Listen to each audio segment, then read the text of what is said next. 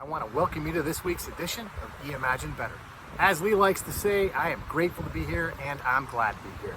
As you can tell, in the spirit of last week of trying to do these videos out of the office, I'm in sunny Florida today. One of the things I've been doing, and I get lots of questions about this, is what am I putting up in my head? What am I reading on a daily, weekly basis? And there's two books I wanted to talk about. The first one I just finished is a book called The Untethered Soul. I'll tell you, it's a deep book. It asks a lot of questions. It really made me stop and think about a lot of stuff in life. You know, I spoke last week about this idea of this too shall pass. A lot of those concepts are in the book, The Untethered Soul, of really taking a step back and making a choice of how you let things affect you, where you want to be, how you want to decide on your happiness. And I really enjoyed the book. The second book I'm reading right now, and I hope to finish before the sun goes down here, is a book called Character Carved in Stone.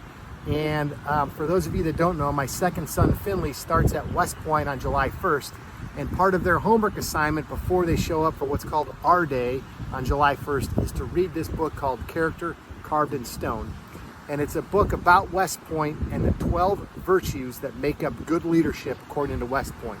And in the book, they talk about leadership not being something, hey, Joel's born a good leader, therefore he is a good leader. No, leadership is something you can learn. And if you embody these 12 characteristics they talk about in the book, they propose you can become a very effective leader in the military, in business, at church, at home, you name it, nonprofit.